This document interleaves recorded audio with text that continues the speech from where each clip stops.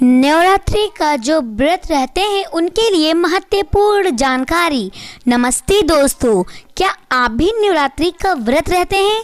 तो इन 5 बातों का ध्यान रखिए जो नवरात्रि व्रत में नहीं करना चाहिए या अशुभ होता है। चलिए मेरे वीडियो को सब्सक्राइब कर लीजिए कि मैं जो भी वीडियो बनाऊं वो सबसे पहले आपके पास पहुंचे। कर लिया? चलिए अब हम अपनी वीडियो स्टार्ट करते हैं।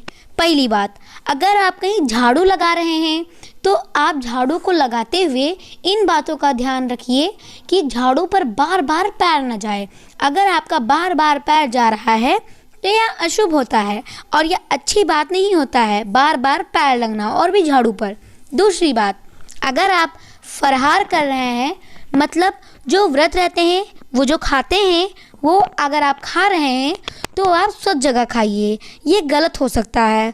आप स्वच्छ जगह खाएंगे तो आपका व्रत शुभ जा सकता है। अगर आप कहीं चारपाई पर बैठे हैं और खा रहे हैं तो उसके नीचे गंदगी ना हो, गंदे चप्पल ना पड़े हों, या बहुत अशुभ माना जाता है।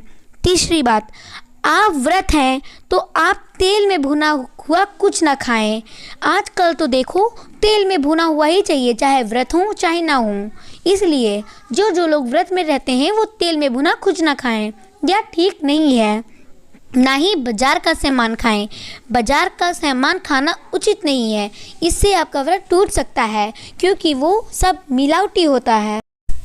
चौथी बात, अगर वैसे तो नवरात्र में पूरे 9 दिन व्रत रखना शुभ माना जाता है, मगर कुछ लोग अपनी क्षमता के अनुसार व्रत रहते हैं, यानी पहला नवरात्र और सबसे आखिरी नवरात्र, मतलब कि पहली नवरात्रि और आखिरी नवरात्रि अष्टमी। मगर कुछ लोग अपनी क्षमता के अनुसार व्रत रहते हैं, यानी पहला नवरात्रि और आखिरी नवरात्रि। जो लोग बीमार रहते हैं वो सिर्फ एक टाइम फलाहार करके हैं व्रत रह सकते हैं, लेकिन अगर बीमार हैं तो और व्रत कुछ लोग नहीं रहते हैं पर उनको भी व्रत रहना ज़रूरी है, इससे उनका भला हो सकता है। 5वां शब्द, नवरात्रि के 9 दिन में क्या क्या करना चाहिए तो सुनिए। 9 दिनों तक सूर्योदय के साथ स्नान कर स्वच्छ वस्त्र पहनना चाहिए। नवरात्रि के दिन पहले से किचन और मंदिर की सफाई कर लेनी चाहिए और पूरे घरों की सफाई करनी चाहिए। अगर जाले या फिर मकड़ी या फिर कहीं गंदगी हो उसे साफ कर लेना चाहिए। अगर फलाहार करने के लिए कुछ नहीं है तो कुछ भून लीजिए और नहीं तो फल ले आइए। इससे मिश्री भोग लगाने के लिए माता जी को ले आइए। दुर्गा जी को उस दिन पहले दिन भोग लगाना आवश्यक है। अगर घर में टूटा हुआ शीशा हो तो वो भी फेंक कर नया लाना चाहिए। और अगर नवरात्रि का व्रत है तो साफ बोतल में पानी भर लेना चाहिए। और माता दुर्गा के लिए अच्छे अच्छे कपड़े, चुनरी, बिंदी आदि भोग लगाने का सामान लाना चाहिए। इससे प्रसन्न होकर लक्ष्मी जी घर में जल्दी आती हैं और नवरात्रि भी अच्छे से हो जाता है। ये सब करने से आपके लिए उद्देश्य उचित होगा। और मैं सभी से कहना चाहूँगी कि अगर आपके घर में दीपक या दीप जल रहा है तो उसे शुद्ध घी से जलाएं और रात भर जलने दें, उसे बुझना ना चाहिए। अगर शुद्ध घी हो तो देसी घी से जला सकते हैं। और माँ दुर्गा के लिए सफ़ेद मिठाई, सफ़ेद वस्त्र चढ़ाना चाहिए, मिश्री चढ़ाना चाहिए, फल का भोग लगाना चाहिए। इससे माता प्रसन्न होती हैं।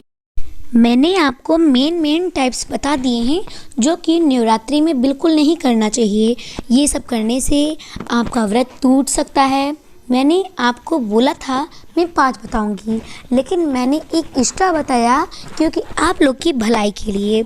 अगर आपने चैनल को सब्सक्राइब नहीं किया है तो जल्दी से कर लीजिए, क्योंकि अगली बार मैं बनाऊंगी कि लक्ष्मी जी घर में कैसे आती हैं। जानना हो तो कर लीजिए और नहीं जानना हो तो मुझसे मत बोलिए।